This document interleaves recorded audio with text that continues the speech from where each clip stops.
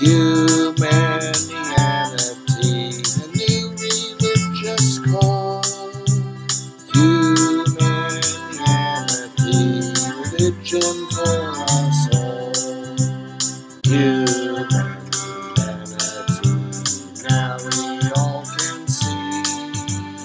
Humanity, how much better we can be.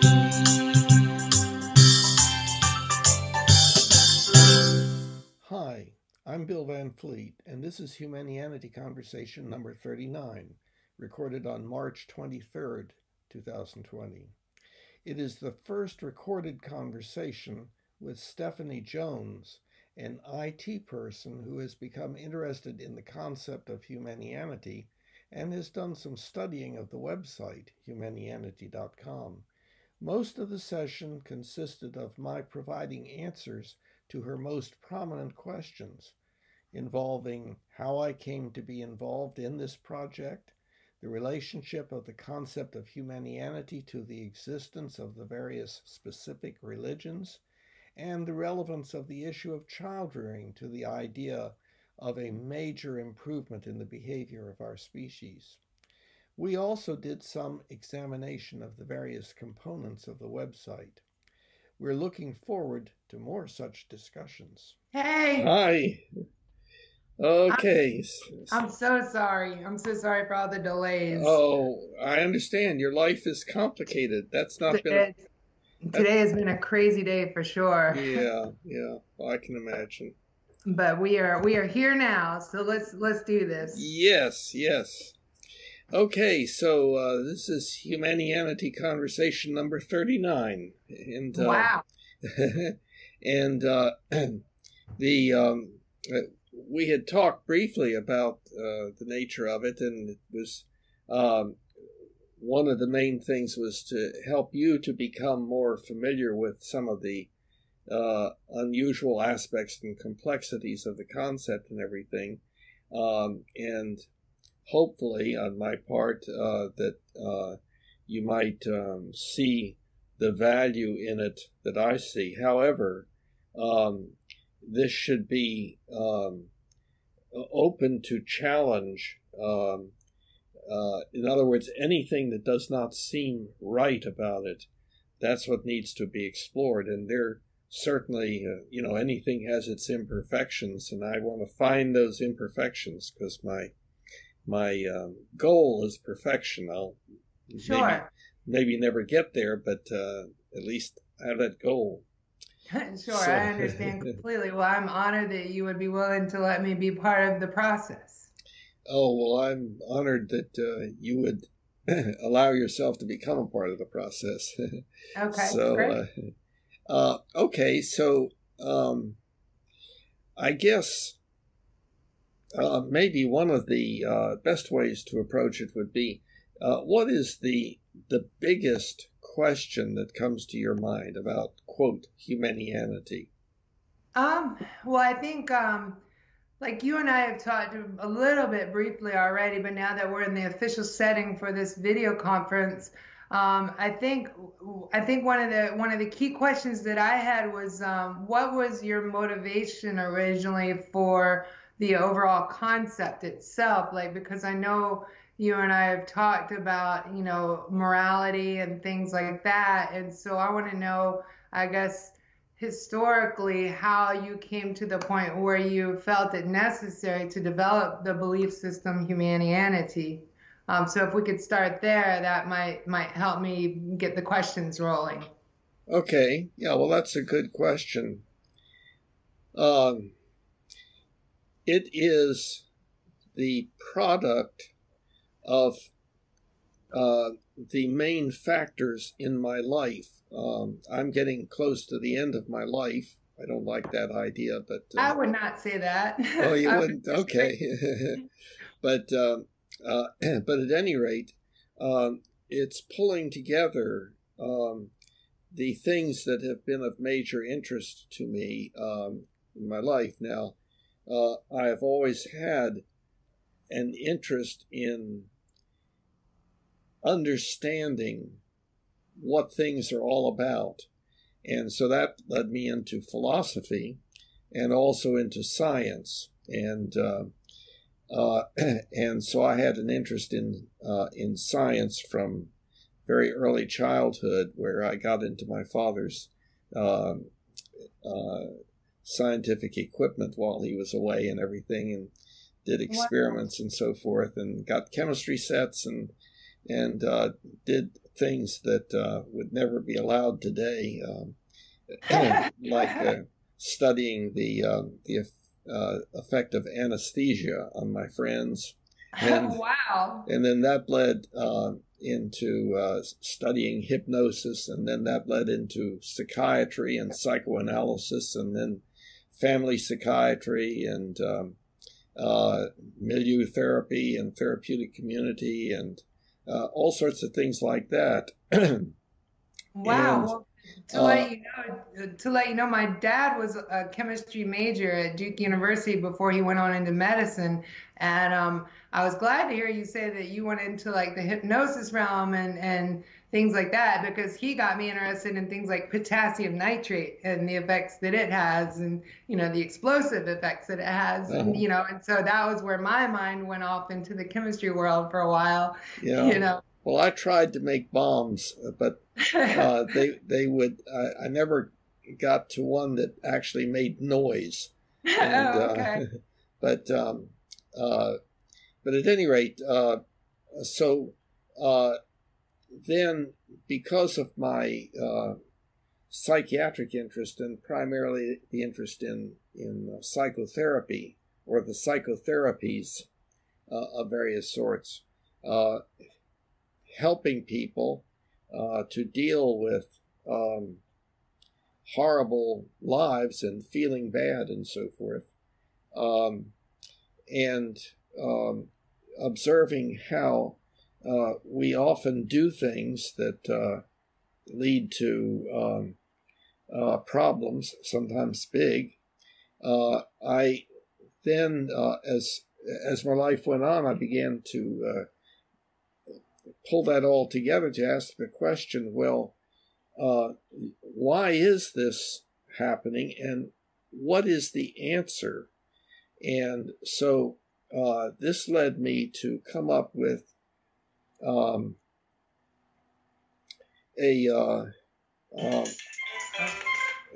unusual way of looking at things, as far as I can tell from the reactions of other people and so on.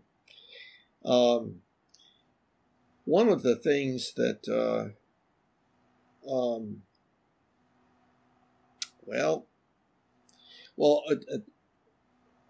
the problem is that our society, especially Western culture, is kind of divided up into with regard to the issue of religion. And so there are those who are immersed in the religions and doing a lot of good and doing a lot of harm, and those who distance themselves from religion and attack it and do a lot of good and do a lot of harm and so on. And so I have arrived at a viewpoint that makes me kind of an outsider everywhere. Okay. And so there are a lot of issues, so that when I start embarking on one, it probably will create questions in other areas and so on. But I have the way that I'm viewing things prior to going a step further in an area of complexity having to do with the mind-body problem, but leaving that aside, is that we humans are hominids, and hominids are there are two cousins, chimpanzees and bonobos, and then some of the great apes and so forth. And these species are social species. And so there are certain things that all of these species, including ourselves, do. But we humans do them in highly sophisticated ways, because we humans developed genetically the capability of, and then developed the ability to engage in symbolic language. So there's no other species that can do what you and I are doing right now. And Sure. that has enabled us to become highly cooperative and highly empathetic. You can tell me what it's like to be you. I would not be able to know that without your putting it into words, and so forth. And then we can give each other instructions as to how to do things and so forth. And so that enabled much more ability to cooperate. Okay, and then, and that was like an exponential change. If we go back a million years or whatever it would be, it's relatively recently that we've developed symbolic language. But it's really accelerated. It's like we make up new words every day, and Sure. and so on. Well, then that enabled a second exponential change. And that second exponential change would be, I guess a term for it would be rationality, which consists of the rules of logic and the rules of evidence. The rules of logic are those rules for putting sentences together such that they are internally consistent. They don't have to be correct, but they are internally consistent. And then the rules of evidence are like what the scientists use to increase the likelihood of the development of accurate beliefs and decrease the likelihood of getting fooled by the natural tendency towards superstition. Like if two things happen together, then one caused the other, but not necessarily, could be coincidence, and so on. Sure. So that gives us our science and technology and the ability to do what we're doing right now with all of this equipment that I have almost no understanding of, and so on, So now that means that we are talking high-tech, chimp-like creatures, meaning that we do the same things that chimps do, and bonobos and apes and so forth, but we do them in our highly sophisticated ways. And with our technology, with our cell phones and so on, we make love and we make war. And one of the problems is, in the process of evolution, evolution involves only one thing, and that is the survival of the species. That has nothing to do with the quality of life. So pain and suffering are just as much promote the survival of the species as joy and pleasure and so forth. So we humans now have the ability to say, well, wait a minute. What about these things that cause pain and suffering and disability and early death that we all the time are doing? Can we stop doing those? Now, stopping doing that which comes naturally is doing what one believes one should do instead. And that has to do with ethics. So, in other words, if I believe I should open the door for this individual or something like that, then that is an ethical belief about what I should or should not do. And so there's a distinction that one can make between existential beliefs and ethical beliefs. So existential beliefs are beliefs about what exists and how it works. And ethical beliefs are about what one should or should not do.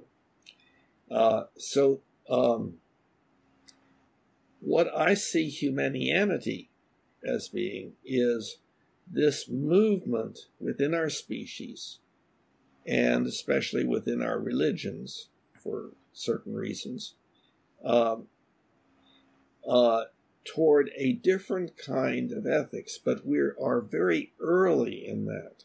In other words, as a species, we are just a toddler, and we have a long way to go to get to how we can actually be on this planet, where we stop almost all of the bad stuff that we do. And by bad, I mean causing pain, suffering, disability, and early death.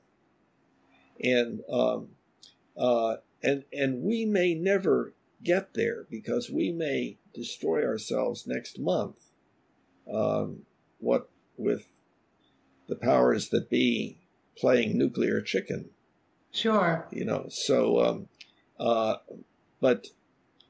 So as I say, I'm approaching the end of my life. And so I'm not saying, okay, well, now I'm retired and now I can sit back and watch movies. That doesn't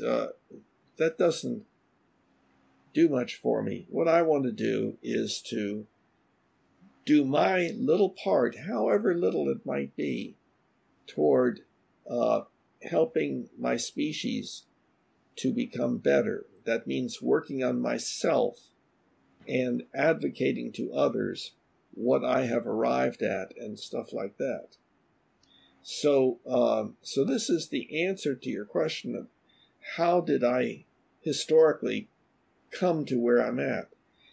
It's left out a number of things, and we can, whatever ones seem evident, we can get into.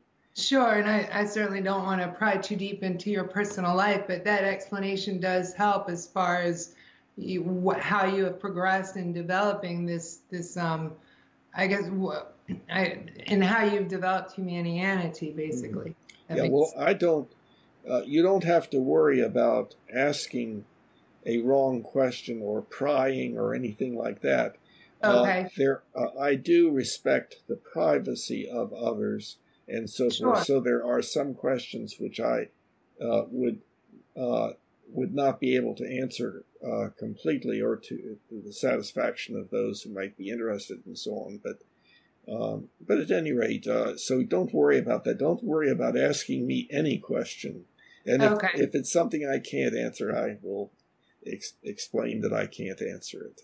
Sure, and I would fully respect whatever limit, sure. Personal boundaries you would put on the answers themselves.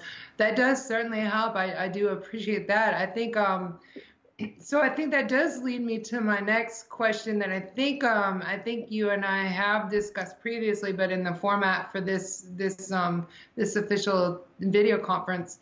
So Humanianity itself can coexist with the existing religions themselves. It is in and of itself. I don't want to downplay it by calling it a philosophy, but in the sense of it being a philosophy like Taoism can coexist with Buddhism, or Taoism can coexist with Christianity, or some of the other religions. So are you of the opinion then that Humanianity can coexist within, and I'm sorry, so Humanianity can coexist within the frame of a person's other existential belief system as you described it? Excellent question. My answer is a little bit different. Okay. What your question implies is that humanity is something that is sitting outside of the religions, and the question is, well, whether there's any problem between this entity, humanity, and these other entities, religion. That's exactly my question, right? Right. And the answer is that humanity is a movement within all the religions to a greater or lesser extent, and within our species in general. Now, one of the problems in talking about this is the concept of religion. And I have for years had problems in discussions because of my my understanding of and my definition of religion. Now, there are many definitions of religion, and there are many different kinds of religion and so forth. I have come to the conclusion that if we take a look at all of those things that we have called religion and ask, what is the primary function? The primary function of those seem to be that they are the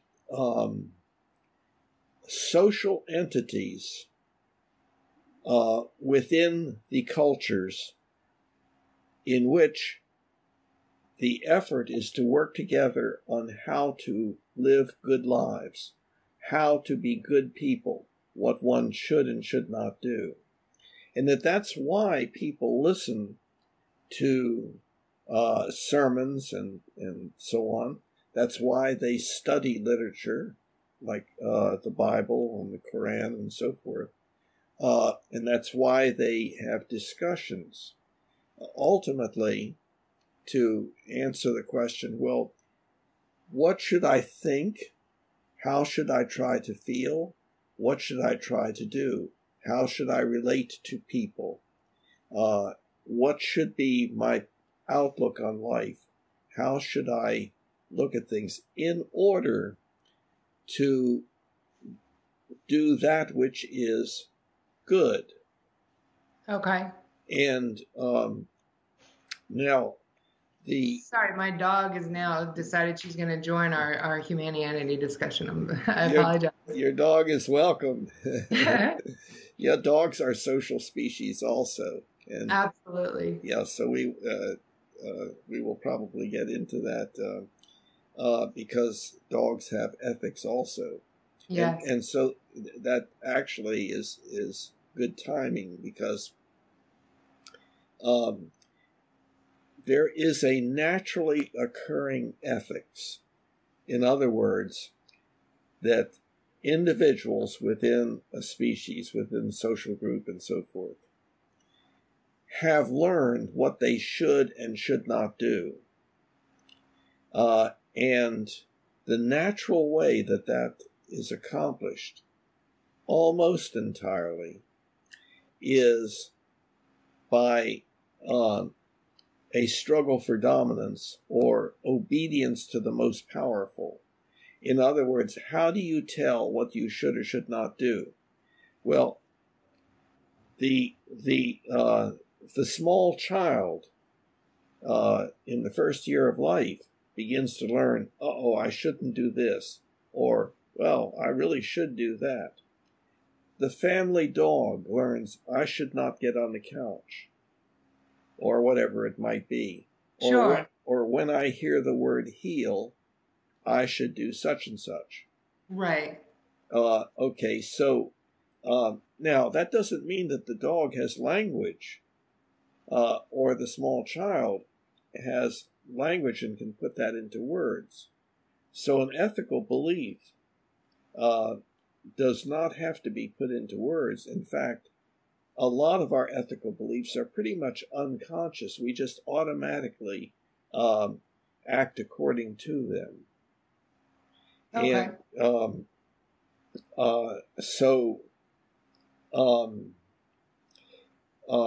but then we humans, by virtue of being able to put these beliefs into words, can have started questioning, well, is authoritarian ethics really optimal? Because what we notice is that we are, like any hominids, we are tribalistic. We exist in groups, and very often group membership is very, very important. And one demonstrates that one is a member of the group by behaving in certain ways, which may include saying certain things or believing certain things. And for instance, as an example of some religion, if indeed you come out and state that you no longer believe what you're supposed to believe, then you can be beheaded. Sure. And so on. So the requirement to believe certain things as an act of obedience means that we have all of these different tribes that believe different things, and it drives them apart and tends to contribute to the tendency for tribes to go to war. Chimpanzees go to war. It's been discovered that one troop of chimpanzees will go out and sneak up on another tribe and attack it and so forth. And so this stuff that causes pain, suffering, disability, and early death is very much associated with our tribalism and our maintenance of belief or stated belief as an act of obedience. We're beginning to realize that tends to cause a lot of difficulty for people. Why do you think that is? Huh? Why do you think that causes difficulties? Well, in the first place, like we were just talking about, if it interferes with relationships. Okay. There's so many examples. What about husband and wife develop, one or the other develops a different set of beliefs? What happens to the relationship? And like in some countries, one's daughter develops different beliefs, and the reaction is honor killing, which is an extreme.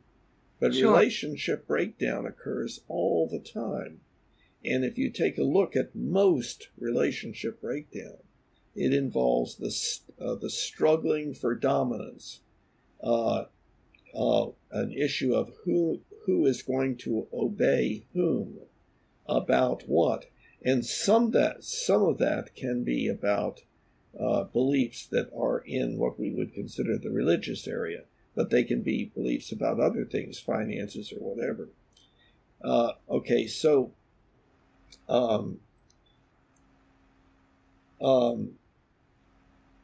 see, there was another point I wanted to make. Yeah, you're asking why it is a problem.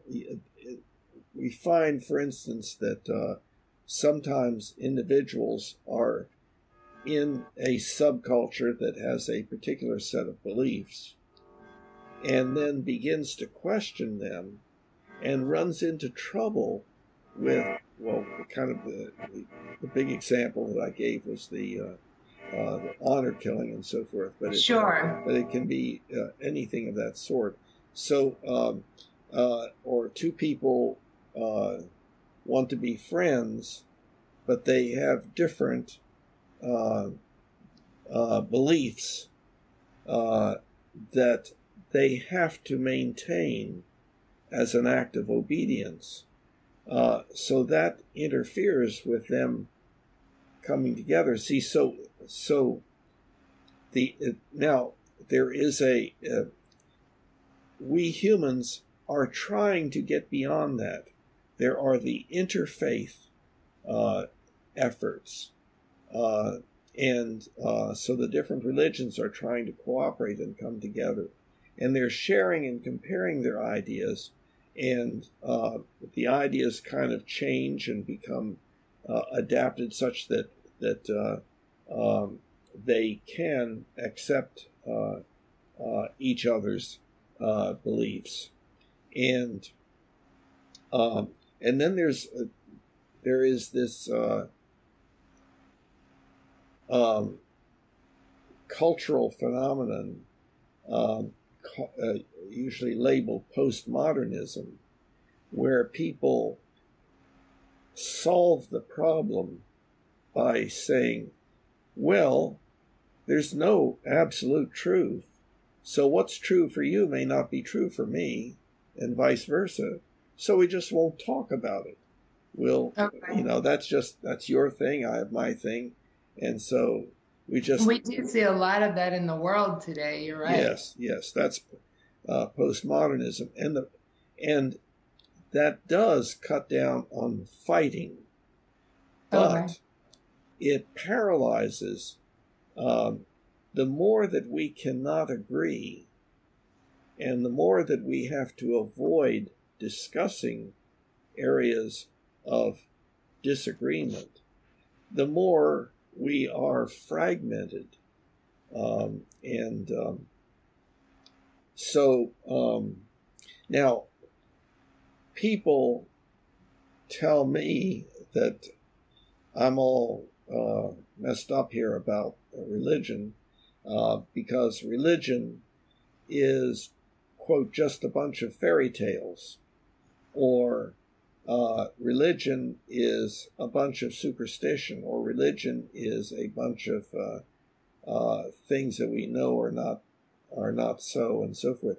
What they're talking about is existential beliefs about what exists and so forth, not the ethical beliefs. And I believe, we don't say that science is the belief in black holes. We say science is the set of procedures designed to develop accurate beliefs. Well, our religions are a set of procedures, gatherings, listening to presentations, etc., designed to help us work on how to be good people. And there is a whole range of existential beliefs, of course, that are left over from the past, many things that we believe because we believed them long before the advent of science. And then some of those come into conflict with things that people in some religions would believe, like that everything came into existence within the course of 7 days or 6 days or whatever, Sure. as opposed to the Big Bang and 18 point whatever it is billion years and so on. So that's producing a major stress in the area of the religions, but they are gradually coming into the modern world and dealing with those issues. But the important thing is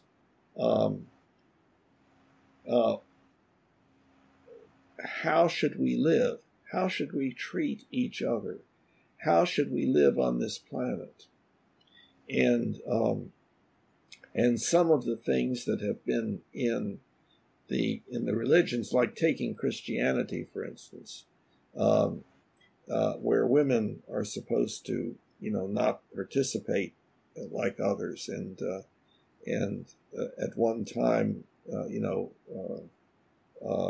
homosexuals should be stoned to death. And if you're going way back in Judeo-Christianity, if your child is disobedient, disrespectful, then you take your child to the elders and they stone your child to death, and so forth.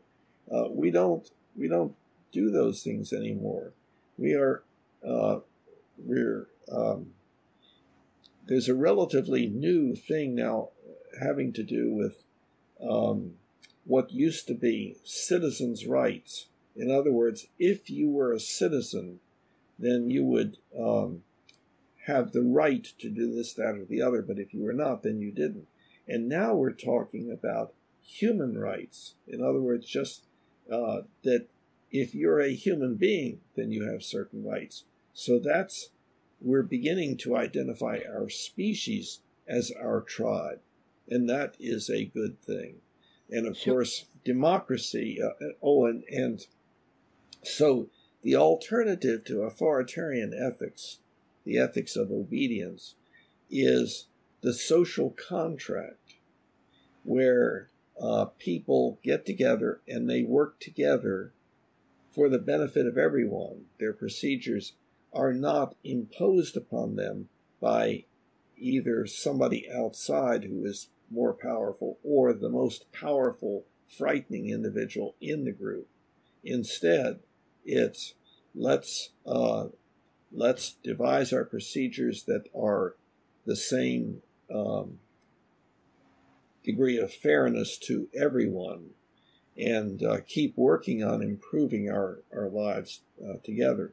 So that's the social contract, and that is happening more and more. So, but we're very early in that exponential change. Ultimately, 1,000 years from now, if we don't kill ourselves off, we may be drastically different than the way we are now. And a lot of it will have to do with a drastic change in our child rearing, which has been primarily authoritarian. Don't talk back, do what I say, and with the reliance upon punishment and so forth, which tends to have terrible effects. Now the idea of non-punitive child rearing is sort of creeping in. It's referred to as positive discipline, because people don't want to say non-punitive. You have to punish children, or they will run out into the street, or they'll put their hand on a hot stove, etc., etc. And so the whole idea of rearing children such that they're not made to feel bad. There's a lot that they will feel bad about, of course, but deliberately making a child feel bad, either physically or psychologically, by scolding, ridicule, and so forth, we will learn, I think, not to do that. And that will make us interact with each other in a drastically different way as adults, where the idea is to participate in family life and to feel rewarded for one's participation rather than clean up your room. Why, Mommy? Because I said so, And so there's also all of those sorts of issues. So at any rate, I have done a lot of talking, but I'm answering your question as much as possible. You have. Well, that did just lead to a new, since we're on the subject of parenting, okay. being a parent myself, how you talked about how for this to happen, as our society develops and evolves and progresses forward into a more advanced state of a social contract, you said one of the key things is that we are going to have to change how we raise our children. Yes. So how do you instill in, say, a 2-year-old the idea of a social contract like you said, not to touch a hot stove or to clean up your room or something without having some sort of authoritarian system in place so that that 2 or 3 year old respects, what you're asking of them. Yes, no, I understand. And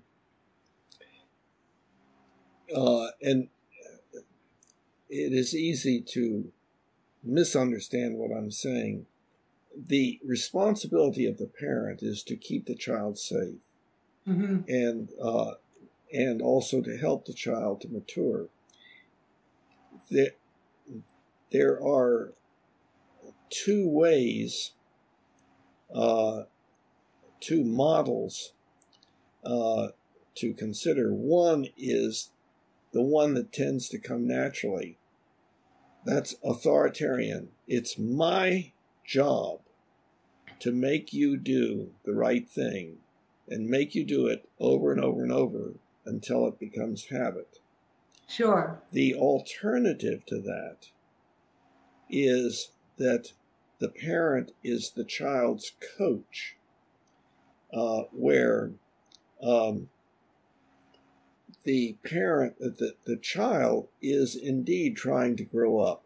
The child is exploring the world and is trying to learn things and so forth. And the parent helps the child to go in the right directions and helps the child to look at and understand why things have gone wrong and so forth. But the parent also has to say, well, my responsibility is to make sure that you don't do certain things that are harmful. And so this particular thing that you were about to do, or this thing that you have done, I have to say, no, you can't do that. But that's because that's my role as a supervisor, because I am further along in life than you are. However, recognize that I could be wrong. I can make mistakes. And so if you don't agree with me, let's discuss that. Let's explore why. And if it turns out that I've made a mistake, I want to know, and I will change my mind. So let us talk about it. Anything that I do, you can question, and we can talk about it. This particular thing, I cannot allow you to do. If my culture that I'm in expects me to prevent you from doing it, and I also would feel very bad about your doing it because it is not making the world a better place. We're trying to make the world a better place within our family, have everybody feel good, feel fulfilled, and so forth. So therefore, I have to take this action. And by the way, I talk about this. This is on the website, Okay. Humanianity.com. And I have thought about, I think I would like to try the experiment here of putting doing a screen share, Okay. and showing the website and so on to see if I can do this. Okay, so now you see down at the bottom, there's this philosophy. Yes. Okay, I'm going to click on that, and that will take us to the Homo Rationalis part of the website. And here are the 3 books, book 1, book 2, book 3. Book 3 is on the mind-body problem, and I feel that that's a pretty good job. And I think the first one is pretty good also. The second one is not all that impressive. Okay, book 1, I'm going to click on that, and then go down to Rational Ethical Child Rearing. And here it is. And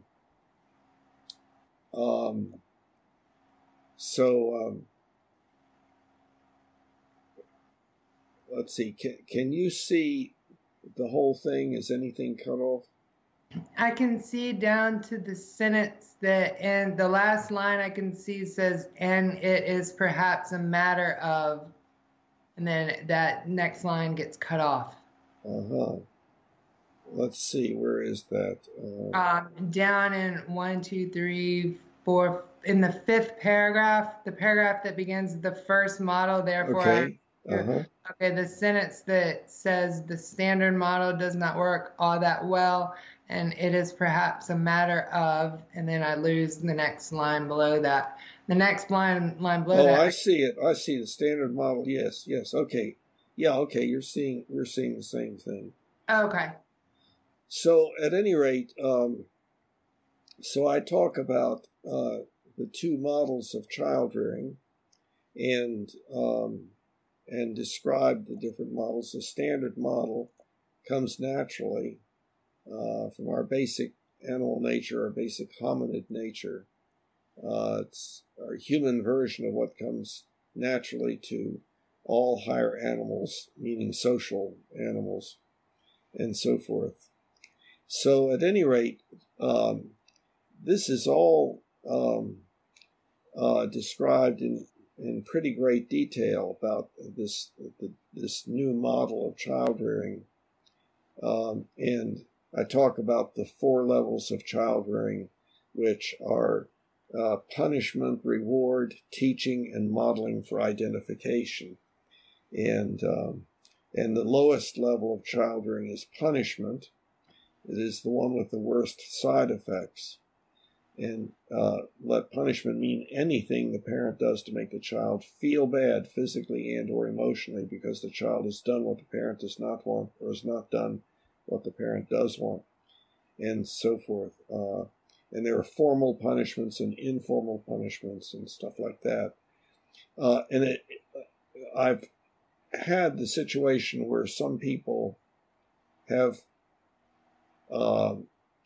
made a mistake in what I was saying, thinking, well, you can't prevent a child from feeling bad. That's not what we're talking about. So if you have to stop a child from doing something that the child is wanting to do, and you stop the child child is going to feel bad, but that's not punishment. That's not deliberately making the child feel bad in order to condition the child to not do it again.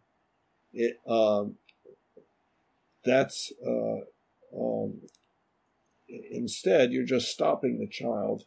And even though, like if you give a child a vaccination, that the child may be feeling bad, but that's not punishment, and so on. So at any rate, so I wanted to just show this part of the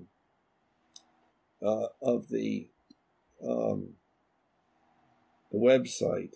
That's good that you go into that detail. I was sort of skimming through it while you were scrolling around, and that's good that you go into that level of detail as far as how the belief system aligns with how one would change their parenting techniques. Yeah.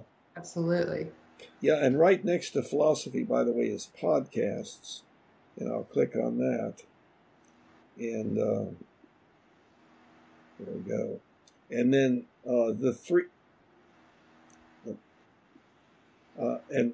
three books are down at the bottom there. And there's other stuff there also, like the Humanianity conversion wrap and stuff like that.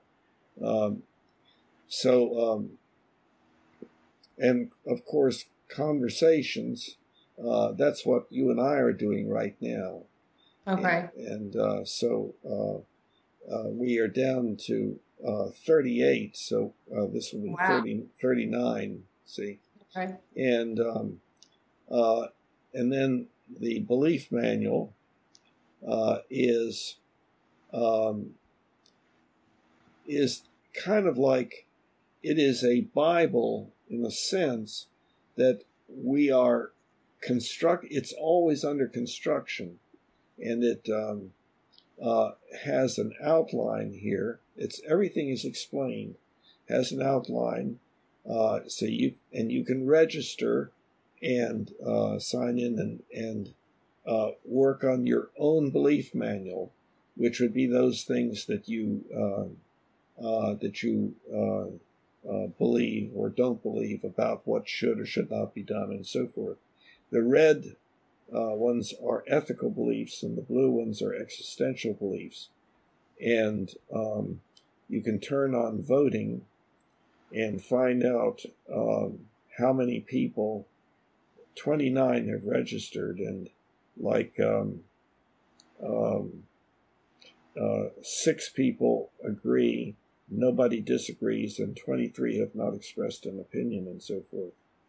And you can actually vote if you register and sign in. And now that vote, like for example, that count that you just gave right there, is that for the statement that is above it? Yes. The red statement above it? Okay. Mm-hmm. Mm-hmm. Okay. Yeah, and so the belief manual has all sorts of capabilities to it. And so you can visit somebody, visit an individual's belief manual, and so I'll put in some letter like A and see what comes up. Okay, we've got a bunch here, and I can go ahead and visit, say, this one, and find out what this in it, and see here is that person's belief manual. Okay. And there are he's voted 63 yeses, no nos, and there are 47 that he has not yet of an opinion on. Okay. And you can also go over here to individuals and send him an email to discuss things in the forum.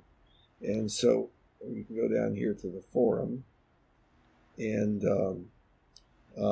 sign in, and there are all the different discussions that relate to the various headings of the outline, and then things that don't have to do with the outline, sure, and so forth. So at any rate, I didn't want to spend a lot of time on that. I do compliment you. I know you told me you had to learn PHP and stuff like that to build the website, and I must compliment you. It is a very thoroughly designed website. Yeah, well, the belief manual is quite a complex thing, but I think that all the bugs are out of it and so on. But hopefully you will register and sign in. Actually, I did. I do have an account on there. I just unfortunately I haven't spent much time in that section of the website yet. But I'm still back on the basics still. But but I do plan to get into the voting also. I see. Have you done any voting? Not yet. Okay. But I do intend to. Mm-hmm. Okay. Well, so at any rate, now going back to the home section, this is the general introduction. The specific introduction gives basic definitions and explanations for this website. And so if we click on that, that's what comes next. And here's all the different terms explained. And see, here's basic animal or hominid nature. Talks about emotions, joy, anger, fear, sadness, disgust, and surprise, and behaviors. Eating, drinking, sleeping, defecating, urinating, sexing, laughing, playing, singing, dancing, displaying, exploring, attention-seeking, love-making, tool-using, tricking, fighting, submitting, manifested by many other animal species in addition to our own, and so on. And so any particular term that that comes up, that like rationality, you can click on that, and that will take you to discussion of what that means and so forth. So, so at any rate, there's a whole lot there. The challenge page is a discussion of why our task is so difficult for us to accept. We have a goal we would like to accomplish, and what's not easy to understand, and probably our worst set of tendencies, and what we need to overcome, but why it's so difficult and what is necessary to get to the goal and so forth. And then there are other things also that can be explored.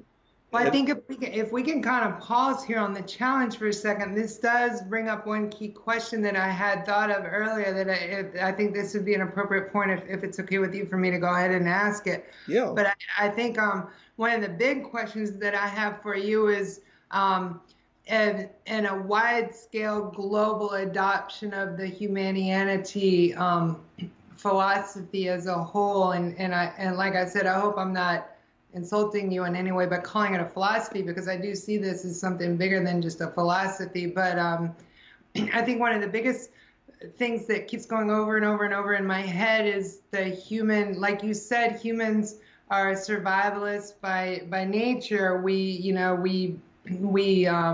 tend to do things to try to self-preserve or do things to try to ensure our own survival. And I think one of the things within that aspect is the human tendency towards selfish gain, and in particular, like, say, for example, the international illegal drug business or the illegal human trafficking business, which is purely motivated by financial gain, for those individuals, like, say, for the drug cartel leaders or for human traffic, people around the world, like particularly over in Eastern Europe and places like that. So how do you see Humanianity overcoming some of those kind of challenges? I guess part of the question there would be that may be something, like 200 years down the road that we get to that point, since you said this is something that may take us some time, over the course of 1,000 years or whatever. But I guess in terms of the overall concept itself, how do you see us overcoming a challenge so great as that, like the selfish desire for wealth and greed and things like that thus then generate illegal activities such as illegal drug trade or human trafficking or things like that? Yeah, well, we do all sorts of things. Let's see, what's the best way to answer that? The things that you're referring to cause pain, suffering, disability, and early death. Yes. And so what needs to happen is the individuals who currently are participating in bringing that about need to have a change in their ethics such that they begin to strongly believe that they should not, and if they should not want to. But now, I'm not saying that, now Humanianity is going to get all of these people to just change their ways and so forth. But as our cultures become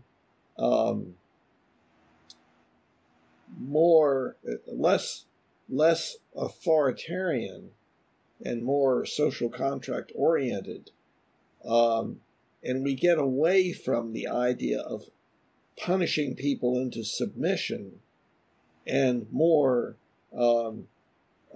valuing people for the positive things that they do and so forth, the number of such individuals should probably decline. A given individual may not change and may complete his or her life doing the things that you describe. but we're not talking about, oh, humanity is now here, so next month or next year or in the next 10 years, we're going to be drastically different. But on the other hand, if people become aware of the possibility of doing differently, that can be an exponential change, not just a gradual change, but an exponential one. Sure. And something like the coronavirus may actually help us to realize how important it is for us to all cooperate together to deal with a threat that is external to our species and is impinging upon us. But I do think a person might think that I am saying, oh, well, this is the answer, and so, in the next 10 years or something, then the whole world will should be different and advocating for the concept of humanity. And no, of course not. But I'm saying that our species right now is just a toddler. Now, you're talking about greed and selfishness. That is a term. By the way, I'm going to. Is it okay for me to go out of the screen share? Yeah, absolutely. Okay, so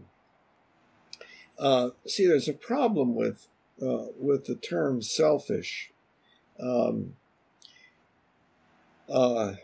We tend to think that selfish is at one end and altruistic is at another end, and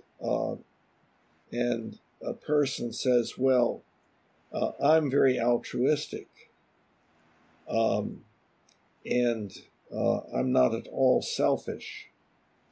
And so the person says, "Well, why are you altruistic?" And the person says, "Because it makes me feel better to be that way." Ah, got you. You see, you're doing it for a selfish reason, to make yourself feel better. So it kind of,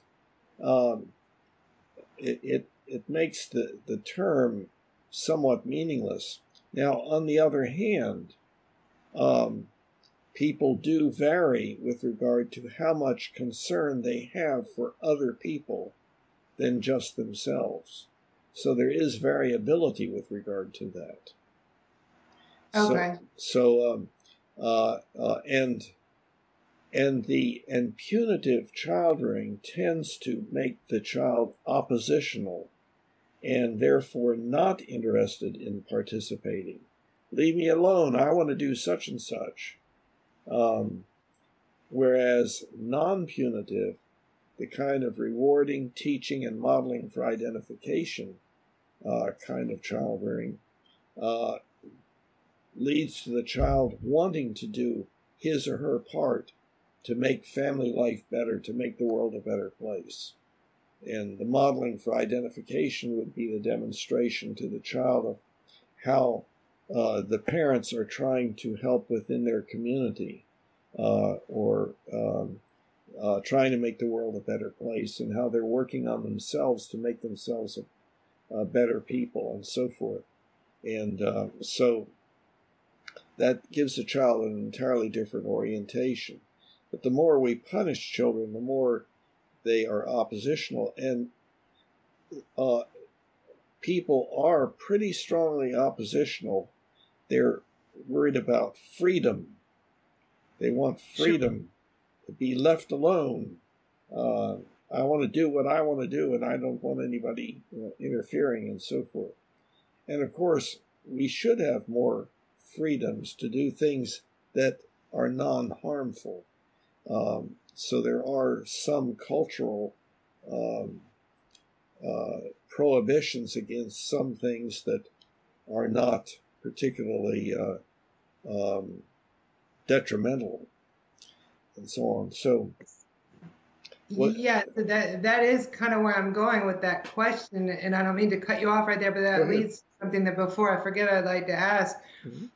So, because of that reason, do you see that at least in the foreseeable future, for say the next 50 years or however long it takes us to get to that point, um, where we're in like a social contract kind of mentality, do you see that we would still need authoritarian forms of government to ensure, that things like domestic abuse don't happen or drug trade doesn't proliferate, and things like that? Like do you see, that we basically do have to remain in authoritarian kind of governmental systems for now that do punish the offender, to ensure, everybody's greater good and everybody's safety and things like that?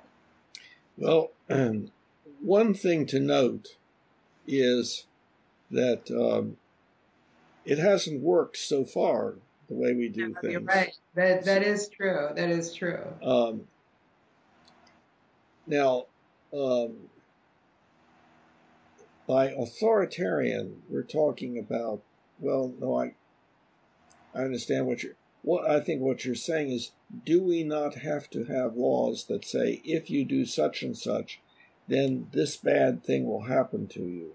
Yeah, that's the Yeah, core of my yeah, question. Exactly. yeah.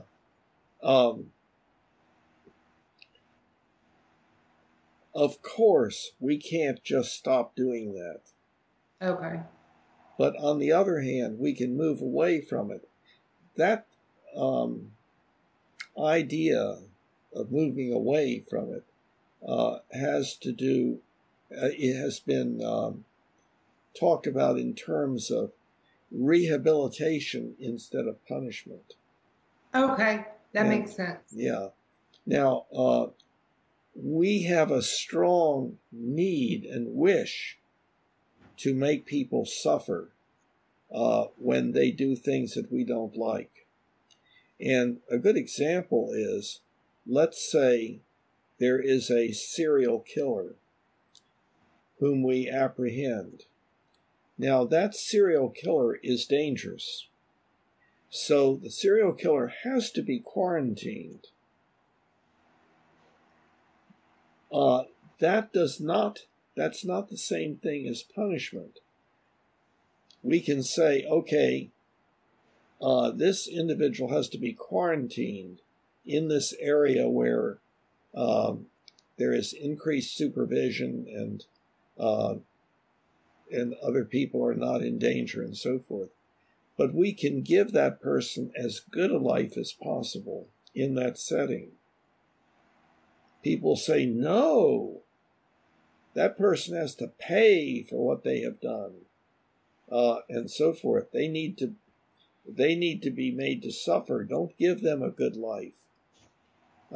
That's what I think the majority of people would say.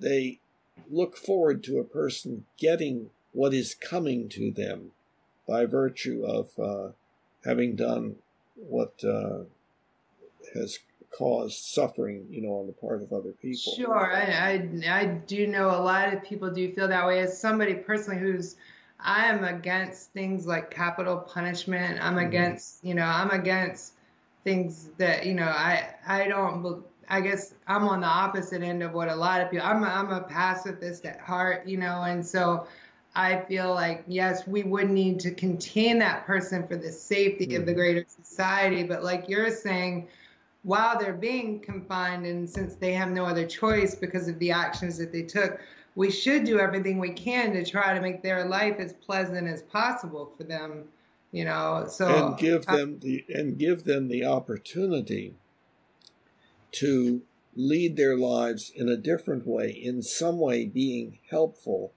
and doing that which is appreciated and so forth, and helping them also to review and to do the work that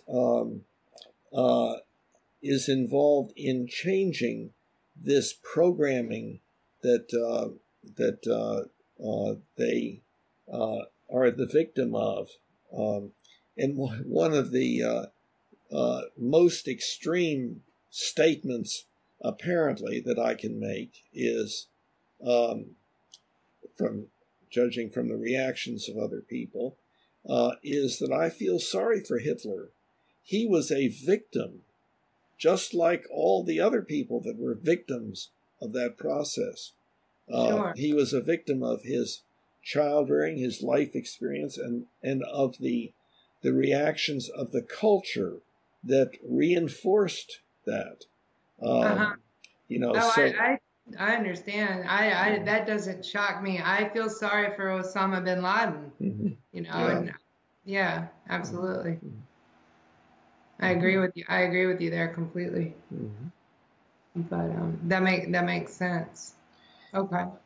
So if you consider your ultimate ethical principle to be that you should do that which will promote not only the survival of our species, but also as much joy, contentment, and appreciation as possible, and as little pain, suffering, disability, and early death as possible for everyone now and in the future, if that's your ultimate ethical, your goal, the way you organize your life, then you are Humanian.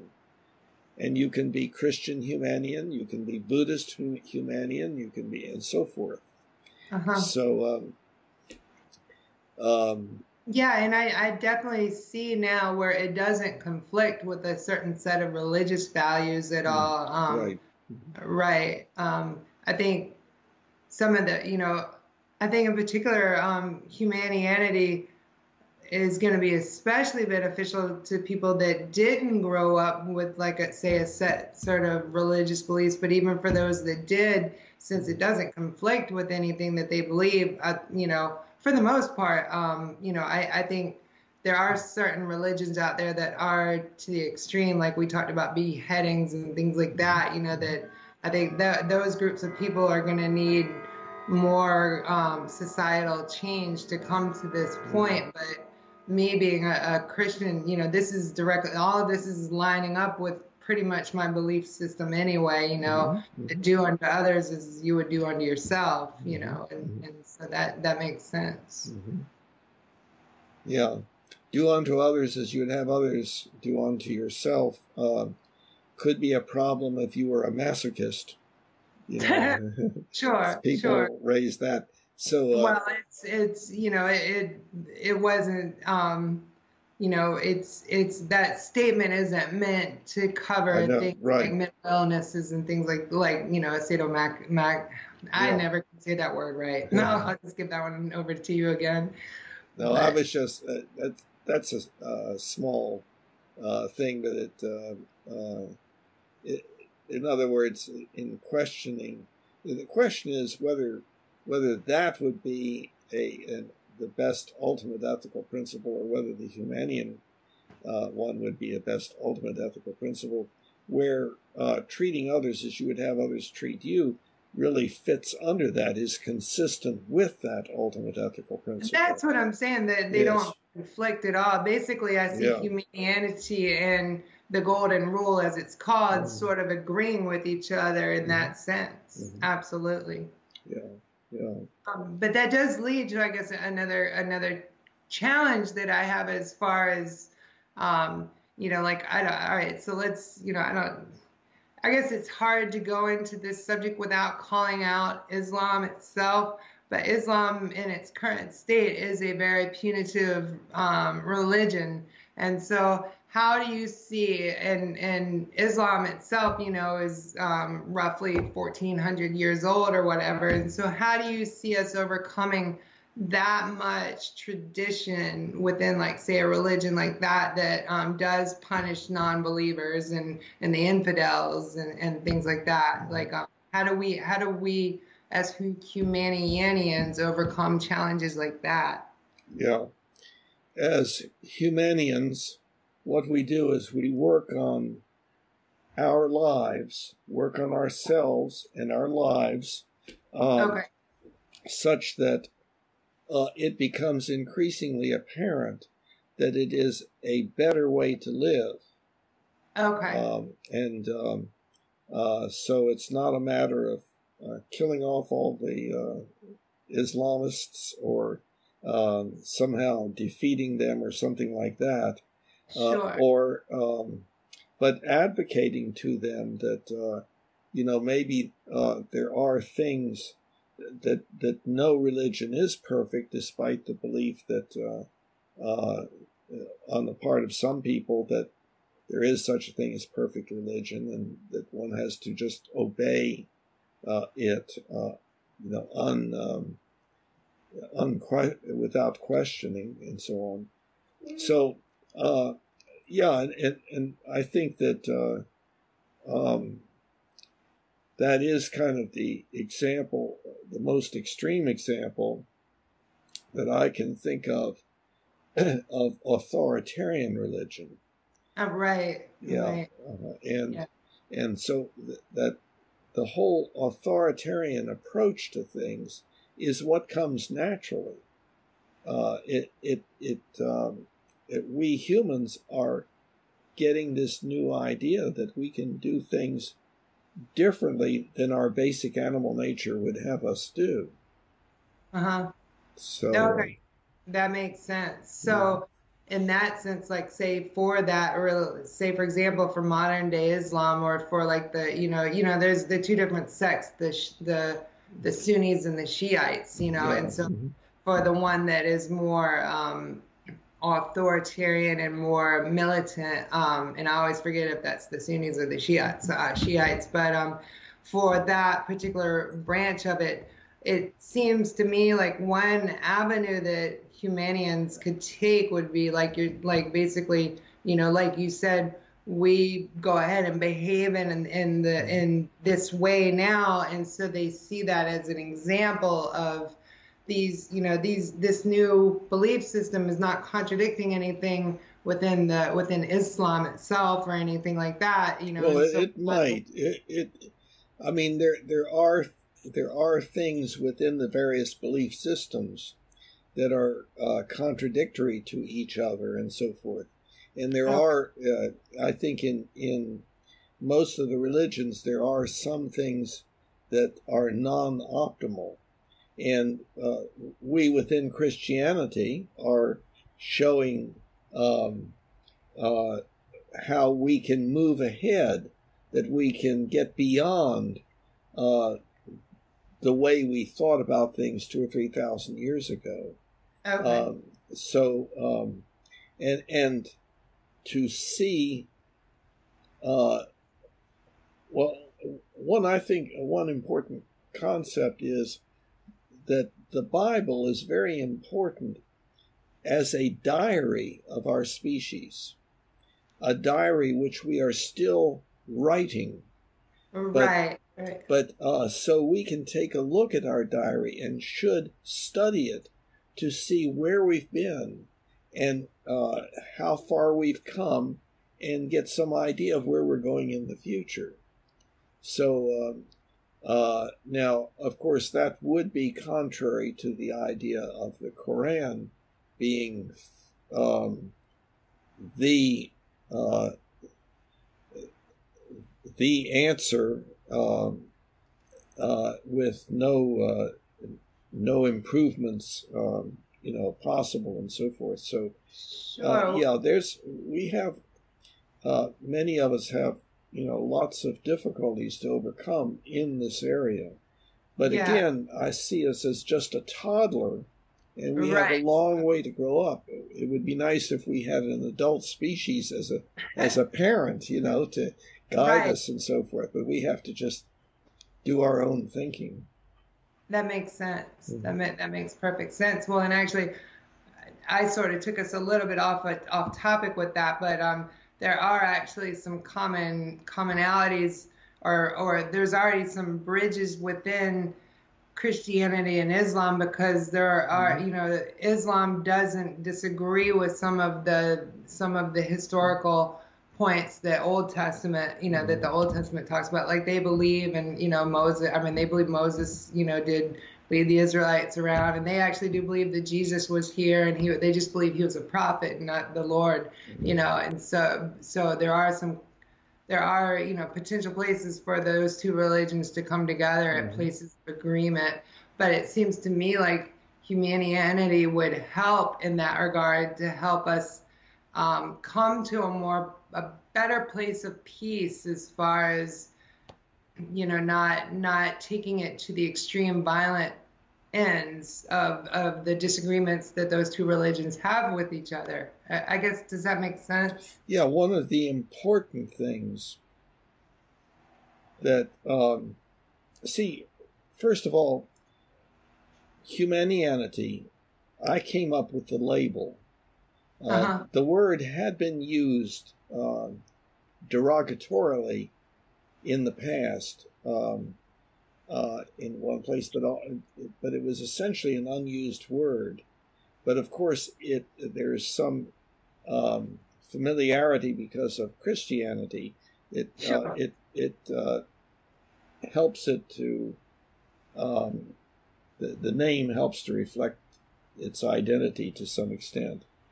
But so I took a word and I put it on something that had not yet had any label, and so that we could talk about it more. And but it's something that has been going on for a long time. For instance, the emergence of democracy was an example, of moving to the social contract as opposed to, dictatorship and so on. And Right. there are all these different ways that we as a species are changing. And so I just put a label on that so we could talk about it and kind of bring those ideas together as much as possible. And That makes sense.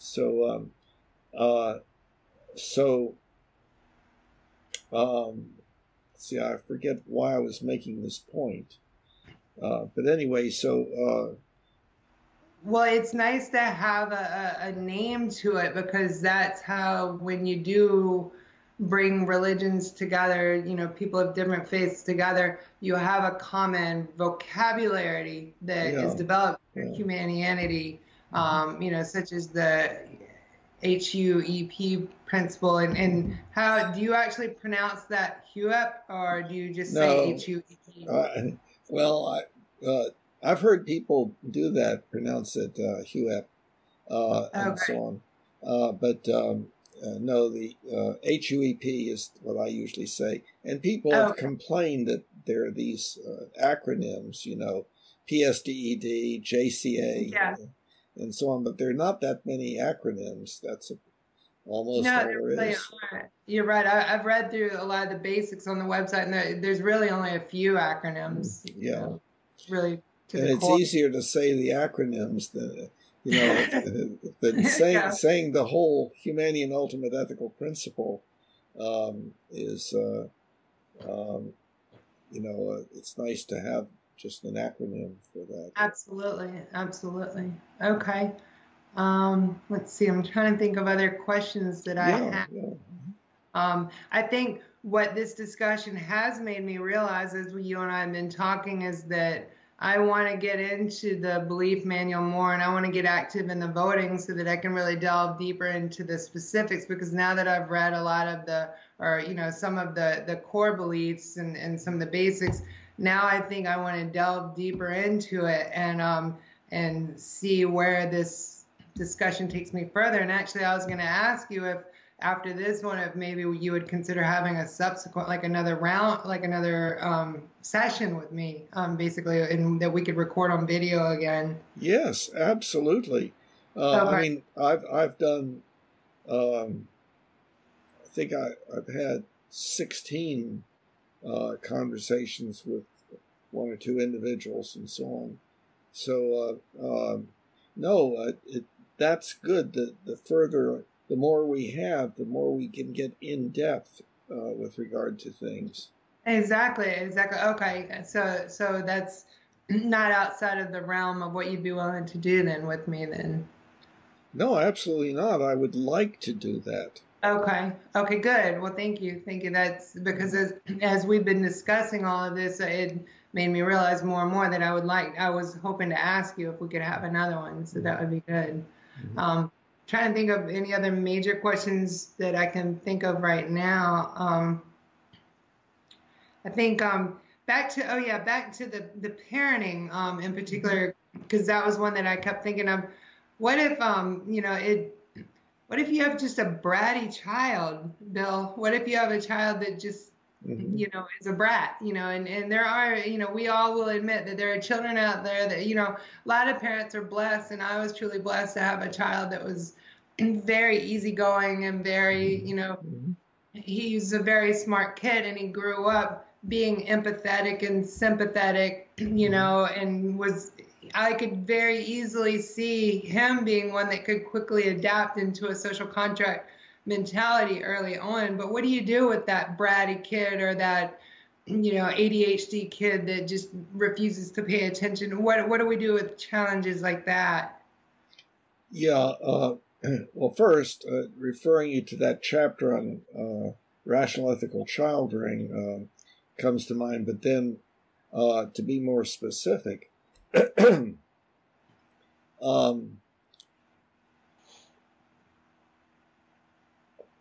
when one refers to the child as bratty, that kind of implies a way of looking at the child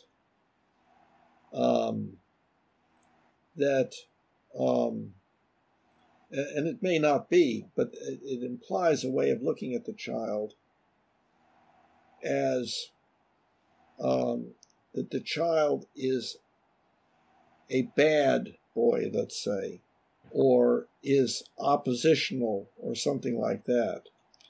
Now, in the first place, if the child is oppositional, that can already be a manifestation of the authoritarian parenting, the effect of punishment and so forth.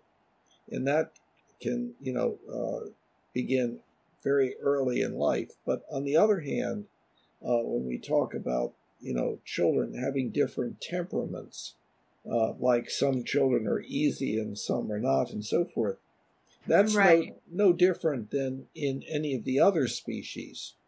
And so a child who, any child can come into the world with disabilities of some sort. And one of the disabilities can be like the extreme of attention deficit disorder. Right. Such children especially need very skilled parenting. And because it is so easy for the parent to react with anger to what the child is doing. Look at what you've done. Why don't you listen to me? And so forth. And so that is already setting up a way of interaction between parent and child that is making things worse. Some children are going to be very difficult to integrate into family life in a positive way. But if people have some basic principles as to how to go about doing that, that will help. In other words, and I would say avoid punishment, use reward, teaching, and modeling for identification, and then those have to be looked at more specifically. It's not just a simple issue as to how you reward. You can do a bad job of rewarding. The teaching, how do you go about doing the teaching? What does that involve? And modeling for identification, how does the parent model for the child? Yeah. You just hit on a key point. A light just went on in my head when you said that, is I think maybe many parents too early in the child's development, they just automatically click and assume that they have a bratty child. They've labeled that child as a bratty child, basically as a way for them to have an excuse in their head that, oh, I just have a bad kid, he just refuses to listen or whatever. So it's like a way for them to write off their own responsibility for good parenting. Well, you know yeah, what I mean? and it also tends to cause the parent to say what this child needs is severe discipline, Yeah. meaning punishment.